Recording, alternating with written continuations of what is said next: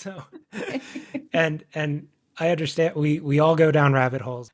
Rhyme or free, it doesn't matter to me. It's my bad poetry. Good day, and welcome to My Bad Poetry, a podcast where we take a deep dive into our poems from youth, yesteryear, or even yesterday, always asking the question, why in the world did I write this?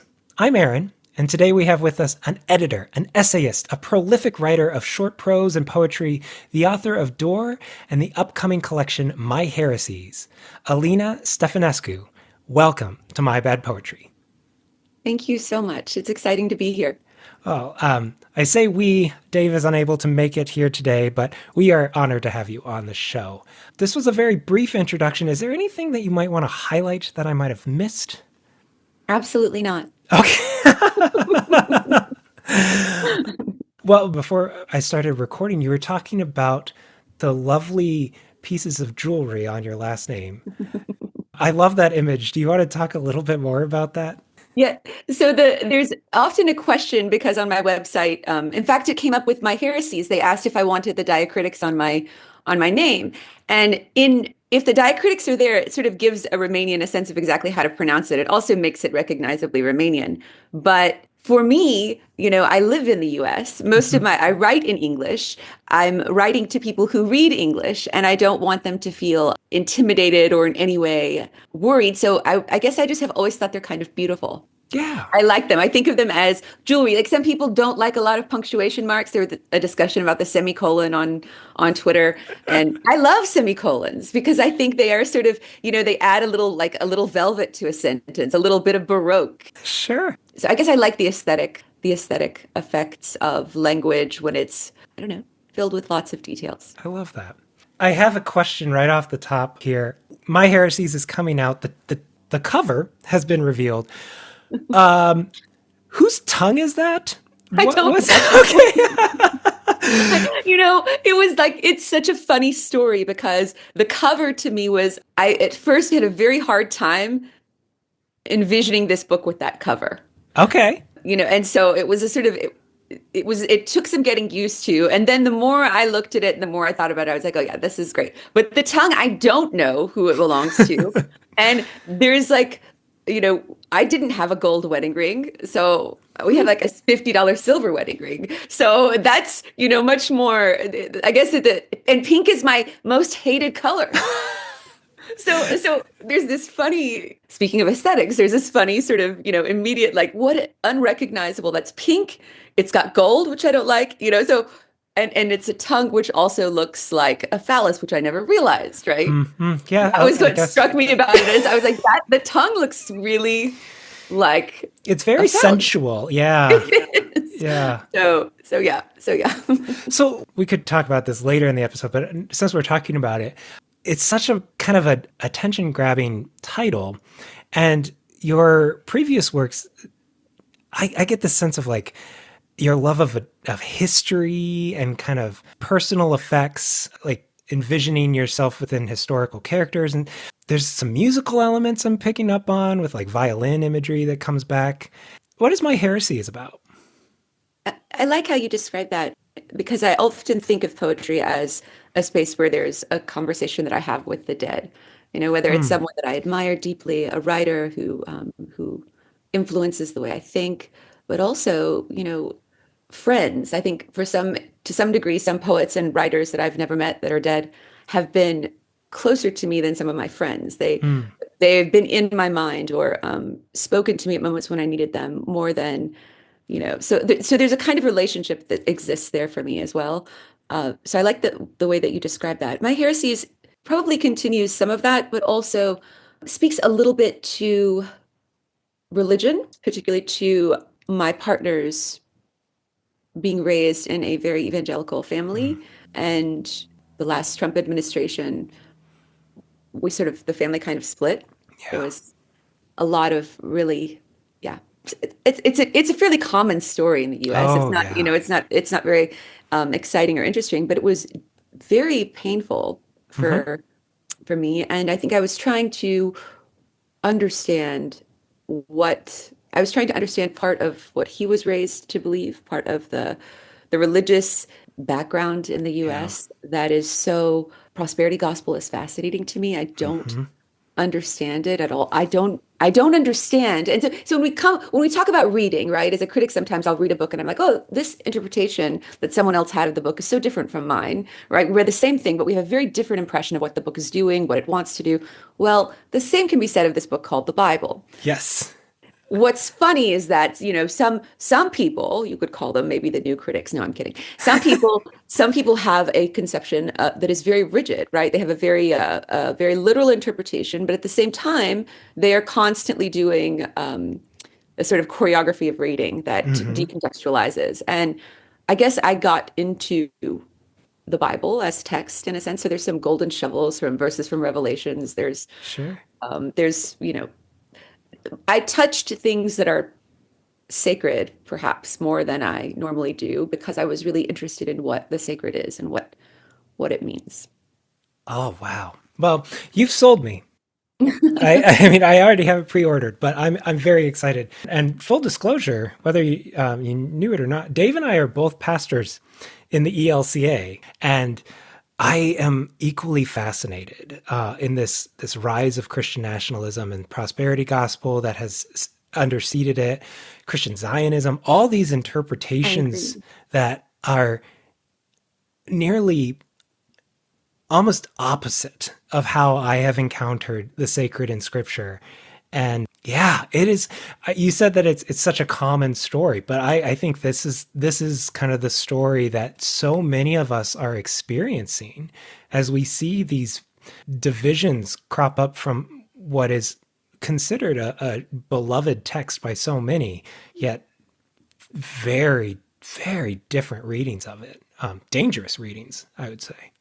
I'm so glad you told me that you're a pastor. So because it is interesting because I was raised sort of loosely Eastern Orthodox Hmm. Hmm. because it was cultural, right? So my Yeah. parents, did that. And so, but my parents were both very into like John of the Cross. There's a lot Sure. of mystical literature in our house. There were a lot of icons, but there was also they were both scientists. So I Yeah. never grew up with a conflict between evolution and, the culture wars were very new to me, and I really didn't encounter them deeply until, I got married. And then I Yeah. heard this and I was like, well, why is that incompatible? So what is the word supposed to be doing? What do we want from the word? And that leads us back to language, of course, right? Yeah. To what every word means and at the root of it, what the word love means. Because when you're talking about, you know, faith, you're talking about, for many people, one of the most complex and most resilient forms of love that Yeah. that is, you know, that animates a lot of conversation. So it's not small fry stuff. And I guess I've been quiet about the book because I'm partly afraid of it. Sure. But also, I wanted someone to talk about this. I think I needed someone to address, the messiness of knowing that you can never be Hmm. anything except the wrong thing to, Yeah. the your spouse's parents, right? That you can Yeah. never not be that. You can Hmm. there's no redemption for you if you're not like them. And that's very foreign to I, what I understand of Christianity. So Yeah. Oh gosh. Yeah. That is such a difficult thing, and the title makes all the more sense with you're kind of owning that, like, I am a heretic in your eyes, I'm right. an apostate, and that kind of It's exactly. There's a poem in there called Idolater. So when Joan of Arc was like sent to burn they made her wear a little crown, a little paper crown that said, relapse, apostate, idolater, heretic. And they wrote it on there. So all those words. And I loved the word relapse because I was like, that's it. Like, why relapse? Like she's lapsed again. So she took back her yeah. confession, right? And all of those words were somehow, they're so heavy. They're crimes, right? They're Right. crimes that you die for, but they're also words themselves that, we don't use the word idolatry anymore. Mm-mm. We don't use the word blasphemy, but we live in a culture where a man stands and talks about taking things from poor people and then has everyone pray over him, right? Like Yeah. he's using God's name and doing these things. So it's a it's a very complicated space linguistically, right? Yeah. Meaningfully, like hermeneutically, we're at a place where the meaning of these words and all of that is inextricably bound together. And yeah. Oh man. Yeah. I worry this is an entirely different show, I know. but we need to have a spin-off conversation some other day. Again, My Heresy sounds like it's going to be a deeply personal and yet incredibly relevant collection of words. So really looking forward to reading that. Let's get into the realm of bad poetry with what I have hastily written for the day. So I wrote this down on a piece of scrap paper this afternoon. This is my hastily written poem to bring us into the realm of bad poetry. I don't have a title for this, so here we go. Responsible parent plans their day. Sudden cough and fever strike. Viruses are the spice of life.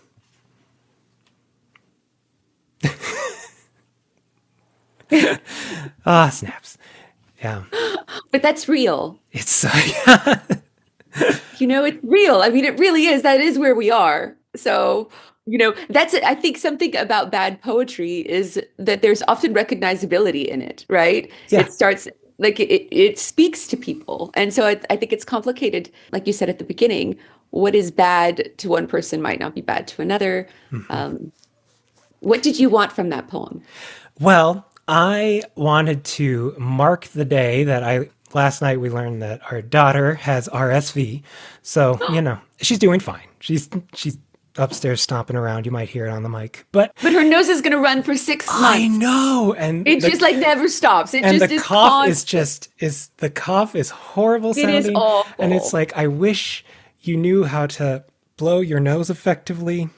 Do you know, I actually went and got that baby thing. The Nosafrida? I went back and got another one. Yep, when our second child had, because I had gotten rid of it, but I was like, I have to get this stuff out for nose. It's incredible. It is. It works. It's disgusting. But There's just so much, and then she would get chapped, so we put chapstick constantly on her little nose. Yeah. I'm sorry, but I'm glad she's stumping around. It gets better, but yeah. Yeah, so I was home this morning. Otherwise, I would have been in the office probably working on a sermon. But no, we spent the morning reading books, and so my plans were changed. But it was like this. It's the spice of life. So yeah, yeah, it is. So you have brought for us several to choose from, and I'm curious about this one. I know we're kind of diving into the middle of what you've given us, but you have another poem that I found online titled, let me make sure I get this, Poem with a Line from an Asterisk on page 15 of Marguerite Yourcenar's Dark Brain of Piranesi. Oh my gosh, I had forgotten about that. So you have this asterisk poem that you have listed on your website. And so now you've given us in this document a poem called Asterisk. So that struck me. I'd like to start there. Okay. I mean, I went through a phase where I got really interested in the asterisk. And I was noticing as I was reading that some writers, for example, Marguerite Duras uses a lot of asterisks instead of endnotes or footnotes. And she uses them like sort of cinematically. And I started to think about how the asterisk was a little star and like a little fallen star at the bottom of the page. Okay.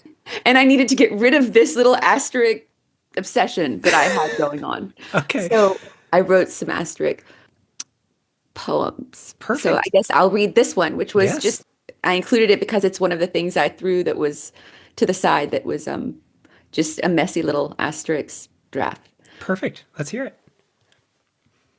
Again, the cognoscenti ruined the patio with proxy discourse. I am approximately a star, flicked to the page's hem. Look for me in the rim of the lowest realm.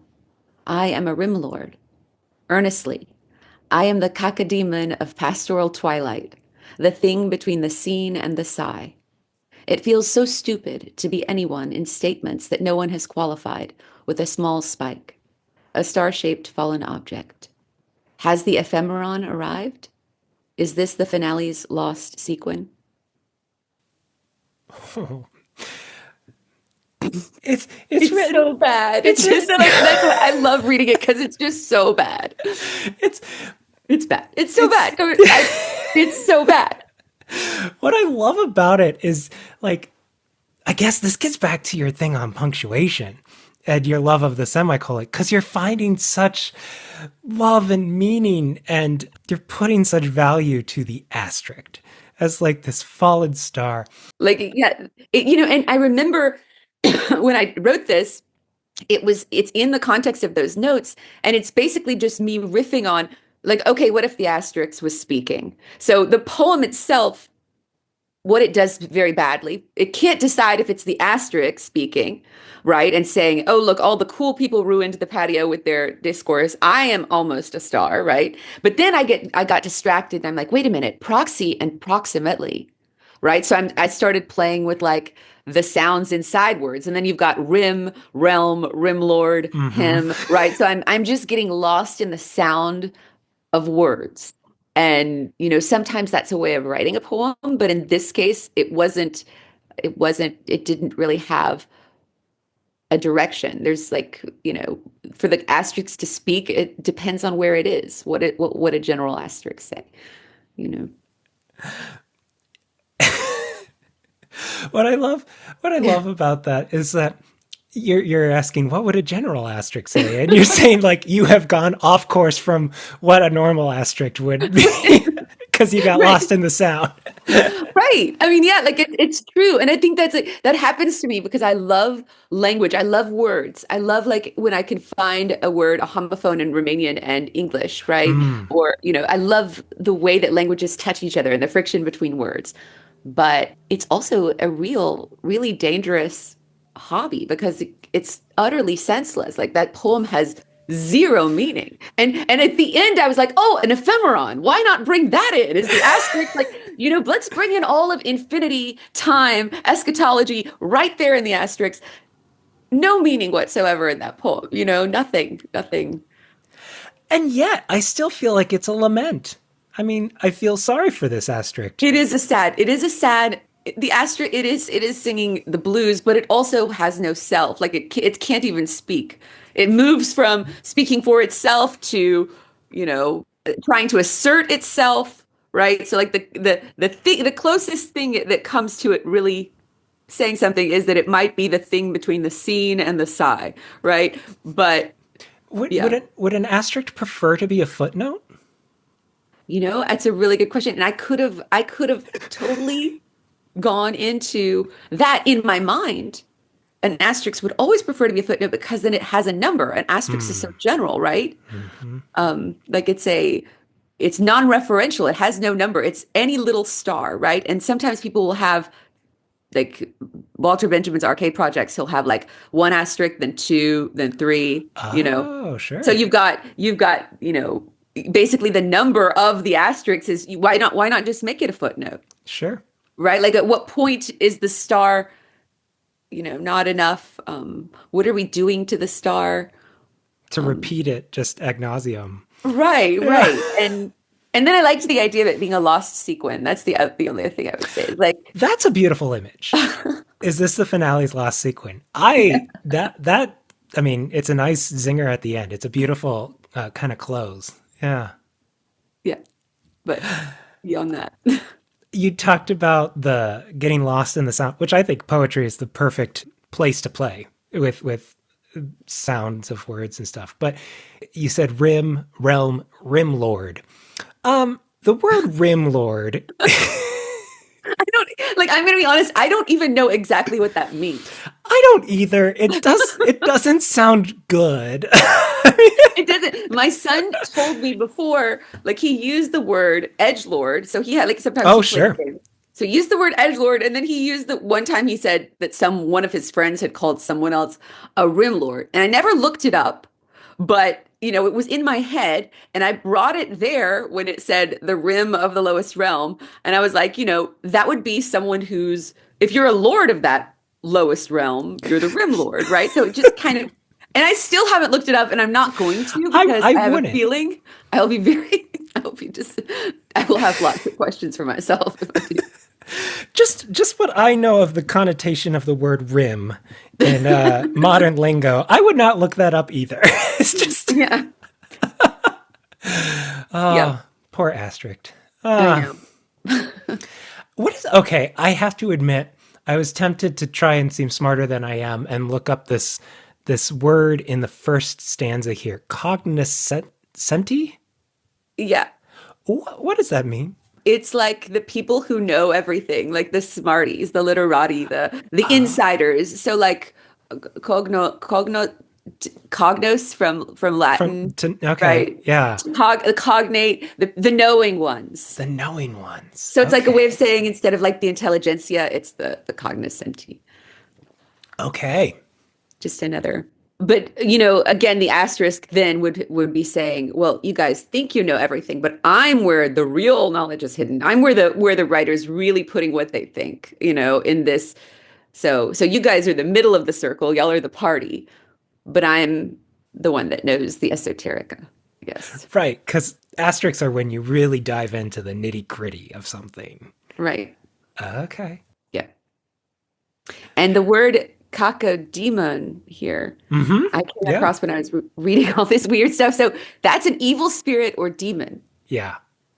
And the opposite is a eudaimon. Yep. Like happy souls and stuff. Like I can think of the work in Aristotle, wasn't it, with eudaimonia, the state of. So I guess it's connected to the good spirits versus the bad spirits. But in Romanian, caca is poop. Poop. Yeah.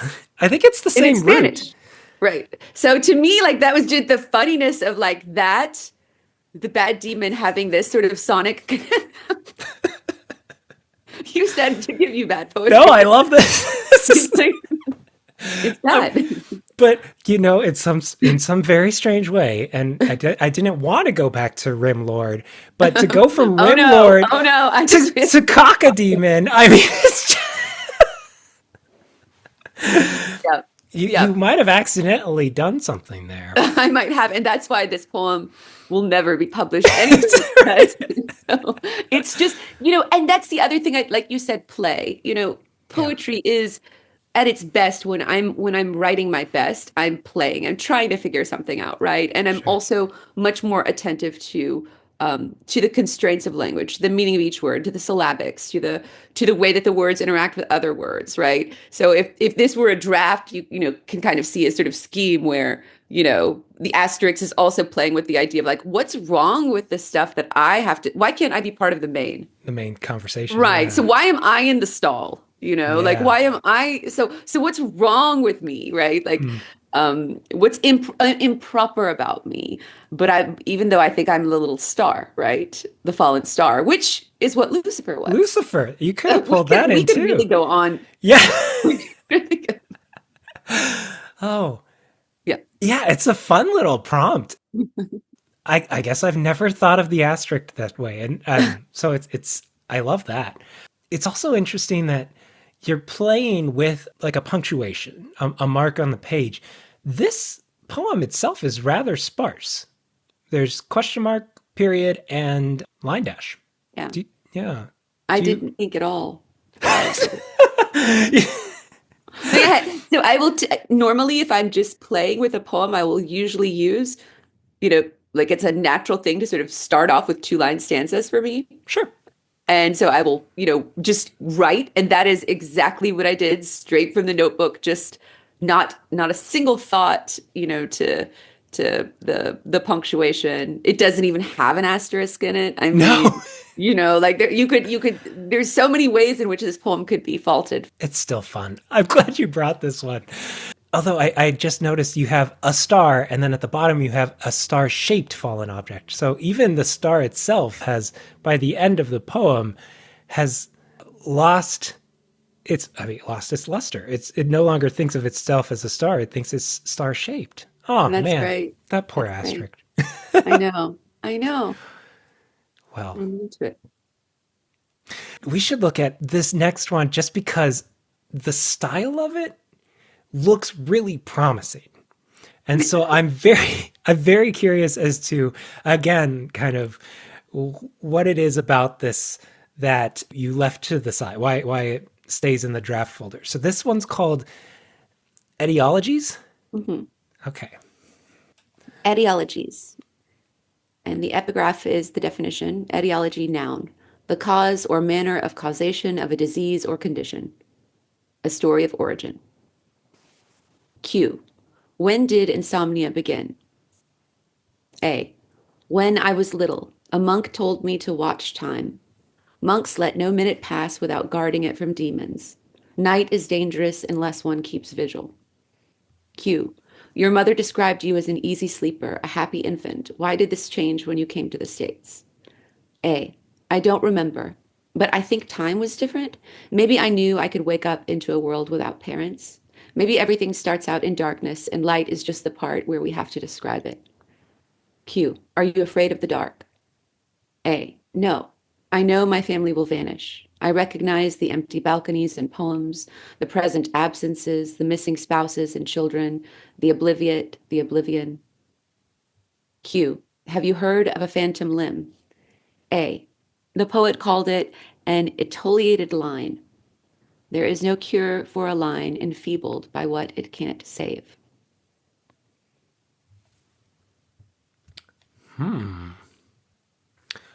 Okay. This one is, in my opinion, a bad poem because there's something that could be done with it.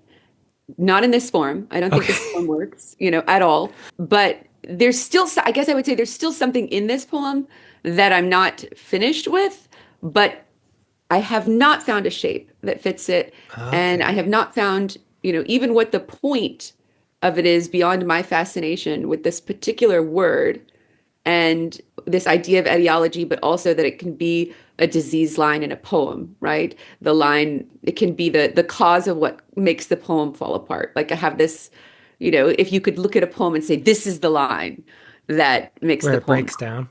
Oh, wow. So you're trying to get at what makes a bad poem bad. You're trying to find the line. Well, not at first. I mean, that's what happened when I read it. I was like, oh, well, that became, so you mentioned rabbit holes earlier. Yeah. That's the rabbit hole that I jumped down. I was like, wait a minute. So there's also, it feels like there's lines missing here. And then, so I put in a question, have you heard of a phantom limb, right? Yeah. Yeah. What was that? What's the line missing? So you mentioned that your family will vanish. Okay. That's right. There's empty balconies and poems. I was reading this book by Michael Hoffman, a translator, and he described, it's just an image that stuck with me. He described these empty balconies in Rainer Maria Rilke's poems and how those balconies were so powerful in Hmm. his writings, how they signify different people. And he used this word, an etiolated line, to describe the missing parents, spouses, children, the death of the poet's father. And the balconies were these sort of etiolated lines for Hoffman. And that stuck in my head as just something. And I can't even tell you what book it was in. Oh, no. I mean, Oh, I no. remember I think it was his reviews, maybe. It's not a new book. So in this case, in his assessment of the empty balconies for the etiolated line, that being the author's loss of a loved one, kind Yeah, of. so the etiolated lines are it's again this he gives this description of the balcony, the empty balconies. And he says, these are this is like an etiolated line that he just used that word, right? Hmm. This particular etiolated line that stuck in my head and mentioned the death of the poet's father, the people that weren't in the balcony. So in this sense, the image, right? The image of Yeah. the balcony is what describes, what the blues inside the poem, right? The sadness inside the poem, right? The image in that line makes it the etiolated line. Sure. But I was thinking about, what is an etiolated line? Can it actually do the work of etiolating, right? Of being the cause of the poem's destruction? It's of the poem rather than the speaker. What is the distance between the speaker of the poem itself, if the poem is a sort of embodiment of the speaker's mind at that time? What is it? How does a missing line, a line that gets skipped over, a line that gets cut out, become a phantom limb in a poem? And what sort of relationship do we have with time when we are also diagnosing the sadness or the cause of what is hurting a poem. So there's also in the definition of etiology, there's that it's the cause or manner of a disease or condition. Yeah. But it also is like almost like a cosmology too. It's a story of origin to some degree, right? Yeah. Where did this word come from? Where did this? Right. So Yeah. it also leads to questions of like, when something big happens in your life, do you need a new story of origin to explain the person you become? Do you lose the original story of origin of who you were? And is that part of the before and after? And the way we say there's no normal again, right? You have a new Right. normal. Is that a new story of origin? How do we as humans assimilate and move through these spaces of our continuous change? So, as you're writing this poem, kind of exploring, is the speaker a version of you? Are you trying to find your own etiolated line for your poetry? This move to America, to the United States? I mean, it's a really good question because I think I started doing a Q&A because I'd had a conversation with a friend and we were looking at some of my baby pictures and she mentioned that I looked really happy, but then in the pictures where we were in the States, I looked sad. And, she asked and I said, well, I didn't recognize my parents when I came to the States. It had been like a year more than, I didn't know the language. I didn't know anything there. So it was a different life for me, but I don't remember that. And I've always had insomnia. So we got into this conversation. And when I went and sat down later that day and I was writing, I just started asking, sort of setting it up in these Q&A, trying to remember what she had asked me, but also playing with this idea of like the self-interview, like the one self asking the other self. And then I lost track of the selves. So it's just, it could be like 3 different Q's and 3 different A's. Sure. You know what I mean? There's no, like I'm moving between various parts of my brain and memory. So that also is one of the, like, there's no dynamic between the two speakers, between the Q and the A, right? There should be, if you're going to use that form, I would say there has to be something happening between the two of them too, right? Yeah. And I think that's where, if we can call it a breakdown, that's where the breakdown kind of happened for me. Because the first two, the insomnia and the sleeper, the first 2 questions, but then when we get to the, are you afraid of the dark? Again, it's a line that kind of makes sense. But then to get to the phantom limb, there seems to be a cognizant jump that I am not privy to. So it's, again, like, working through this idea. So if we like look at the first bad poem, it came from, this fascination that, emerged from reviewing different books and noticing that I kept having all these asterisks in my notebook that I was quoting. And then an interest in this little star, Sure. right? And with this is this word etiology that is fascinating because it's trying to find the beginning of a disease, but also it's used in contexts where people are talking about depression and when they're talking about mental health. And there's something like it that is also like a story of origin for a different kind of self. And so it plays with all of these questions of selfhood and, subjectivity that are, to me, very, very complex. Sure.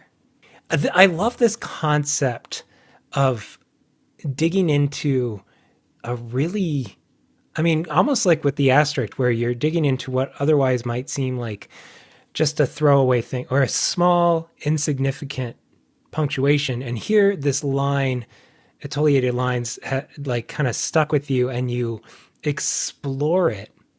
But I see what you're talking about, in that this style of Q&A, you almost want it to be like a doctor's interview or something, like you're trying to, right. And it starts that way. Yeah. And then it falls apart because actually, you can start to see like the speaker wants to say something then, right? So you're getting into like, what is darkness? You're getting into these, binaries, these oppositions, that these sort of definitional spaces. And yeah. And so it's just a riff, like I guess it's a way of, and I think sometimes poetry can be, for me, a way of taking notes, this was copied from my notebook notes section. It didn't have a separate page as a poem. Sure. But I put it, when I typed it and put it in the folder where I put, poetry stuff. I don't know why I did that either, like maybe on a different day I would have been like, this is notes, Sure. And you could pull a line from here and work a poem out of Right. that. But yeah. Oh, fascinating. Yeah. And Okay. you could also pull, so, the atelierated line part, I mean, thinking of reviewing, there could be a point in time when I read a poem and notice that someone does exactly what Michael Hoffman described Rilke as doing, right? And this word might come to mind. But, Mm, I tell students, I tell everyone, you write it down, whatever it is, whether it ends up in a poem, in a note, in a throwaway draft, because first of all, you remember it better if you write yep. it down. And second of all, you don't know when it comes back as a spark. You don't know when, you'll be sitting there and you'll be like, wait a minute, this is exactly that thing. You have a little light bulb moment, Yeah. that Hoffman was describing, but also that you wanted to talk about in terms of what it means for a poem to be complete or a poem to be well. What does it mean for a poem to be healthy? How does this move into our notions of health? And, what does health signify to us? Can a poem be healthy? Right. These are such good questions. Let's look at one. I want to get to one more because I'm being greedy here. But you have an octave with line from a lullaby. I like that we're going to look at like three different styles here. So, Okay. octave with a line from a lullaby. You see a dark diction wrapped in the depths of these deeds that have made me look gracious. The comb admins the hand.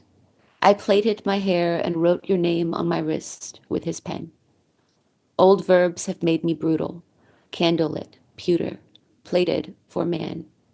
Make me the way you like most.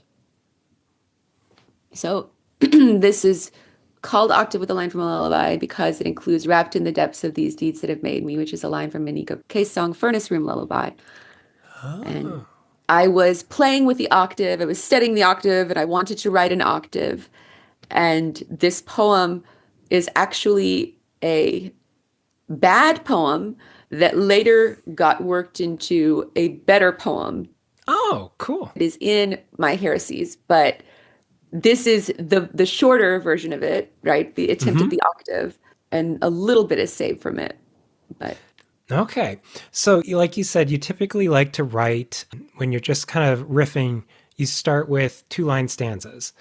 Was there something about this is where my mind went. So, just you can laugh it off if it's was it something about the fact that you were taking a line from a song called Lullaby that you went with octave, which has that musical connotation as well?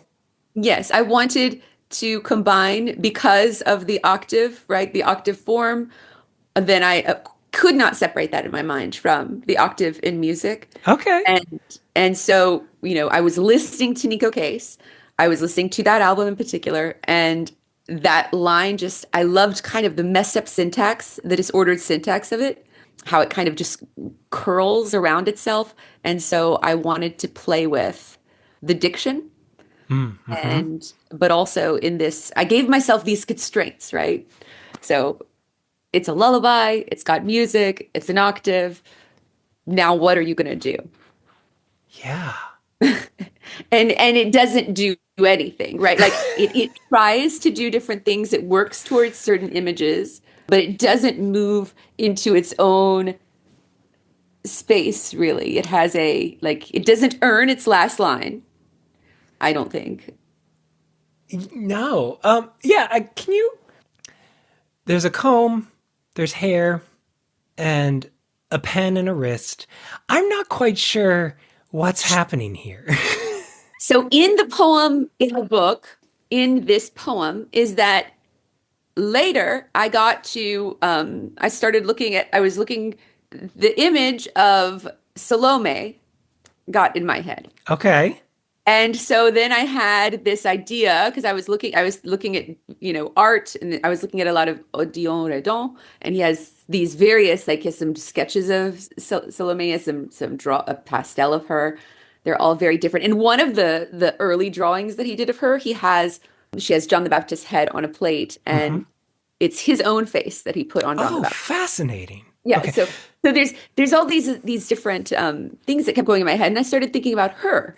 and about this when I started with that dark addiction, that was sort of the, what is more, syntactically weird or disordered than this dance that leads to a beheading. Yeah. And the comb is a thing that straightens and clean and, orders. So I wanted to I had this thing I wanted from the comb. This idea of grooming as something that is graceful and gracious, this braiding, but also this betrayal in the heart of what she's doing, right? So is she speaking to the beheaded John at this point where I wrote your name on my wrist with this pen? Is this the idea that her mother has given this name and she knows, oh, I have to remember I asked for John's head? Right. I mean, it could be. It could also be, this is the problem with it. It could also be that it's God's name that she wrote on her Oh. wrist with John's pen or with another man's pen, right? Like we don't know much about her person, about her character. We know because of her act, because of her deed, Mhm. right? So the deed that made her, I guess, that defines her and brought her to the book. Okay. So you're listening to the song, you hear wrapped in the depths of these deeds that have made me. And you're like, who is basically known for their one deed in history? And you pull Salome because that's what she's known for. And her paintings, this gracious looking painting of her is with the head of John the Baptist. Am I following this? I mean, kind of, I think Salome's was in my mind and has been in my mind a lot when I was working on my heresies, Sure. and then afterwards I really got into different depictions of Mary Magdalene, of the women, Mm. right? Hmm. What are the women doing, right? That is always the question. Why on earth do we believe that, do we take a woman, Mary Magdalene's word that Christ was resurrected, but then she's gone? Everything depends on her word. Right. She's the first apostle. She's Right. yeah. And so I'm fascinated by her and, fascinated because I'm always fascinated by the parts of history that sort of the gaps, right? The Mm, silences. And a lullaby is such a sweet song. It's supposed mm, to put someone to sleep, right? It's a very gendered song, mm. usually. And the song Furnace Room Lullaby is haunting. Okay. When by Nico Cage. So there's something just about the mood. I wish I could say that I thought it through when I was writing it. It's more that I started with you see a dark diction wrapped in the depths of these years that have made me, and then I knew I had to do something else. And what do they made me look? So it's all about appearance. And then, I've thought about hair, and then I thought about braids, and I thought about how women used to braid their hair before they went to bed. It just a bunch of different stuff had got in my head, and then I had that image. I remembered her, and I thought about her, but I didn't know what I wanted, right? Like I was sort of open to it in that Rilkean sense, where you're just kind of like you're open enough to hear all of these different possibilities, but you Sure. don't know, you haven't groomed them. The comb hasn't been used on this To make poem it yet. straight. Yeah. Like you said, you didn't earn that last line, make me Right, the way you like most. right. Maybe because you didn't land on who That's right. it was until maybe too late in the game. That's right. And I remember too, it was very I was fascinated by the way that it's called a plait, the Hmm. braid is described as a plait. It's plaited hair. It's not braided. Braided is a more modern term for it. And then this plaited Oh.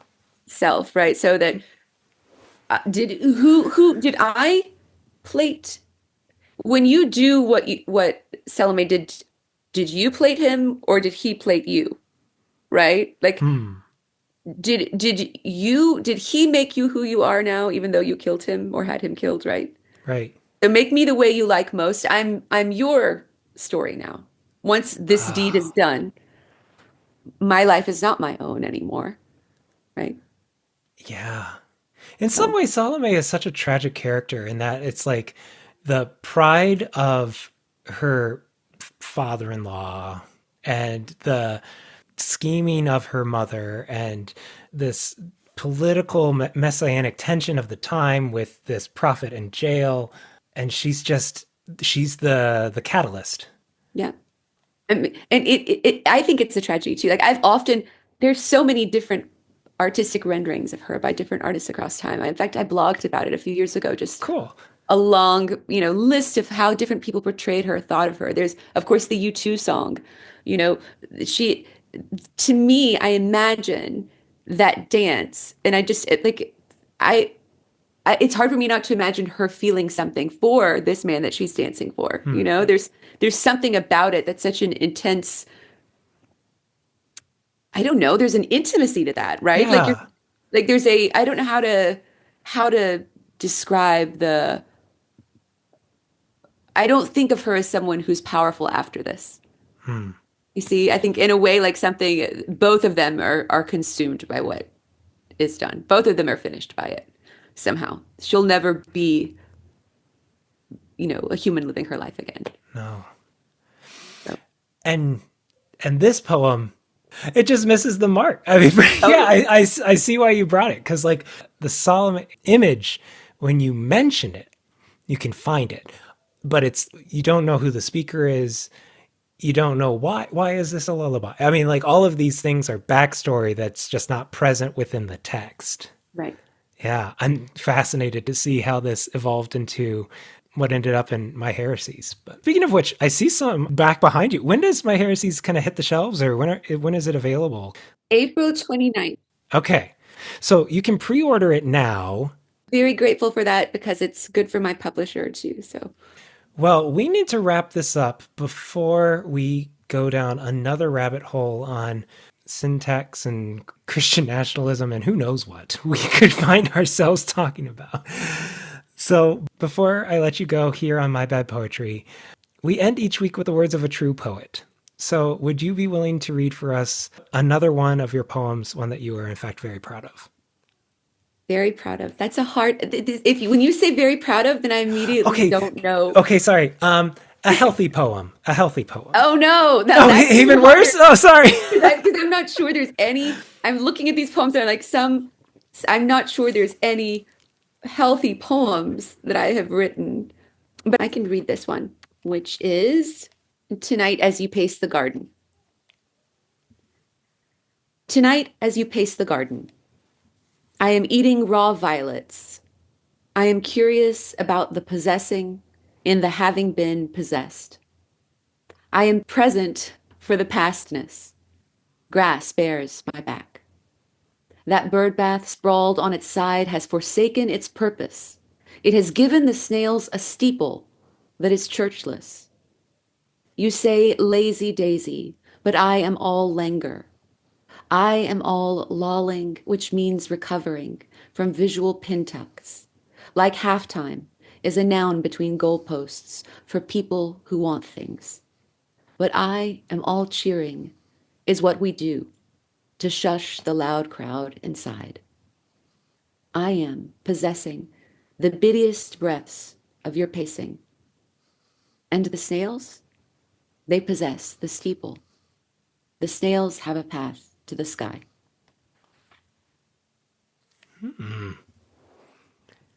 What's that one called again? Tonight, as you pace the garden. Wow. I'm not sure it's good. I will say I feel more comfortable with what is left open in it and left complicated in it. So, there's Yeah, it's beautiful. This has been My Bad Poetry. now go and write some of your own absolutely bad poetry. Awesome. Great. Okay. Thank you. Yeah. Rhyme free doesn't matter to me.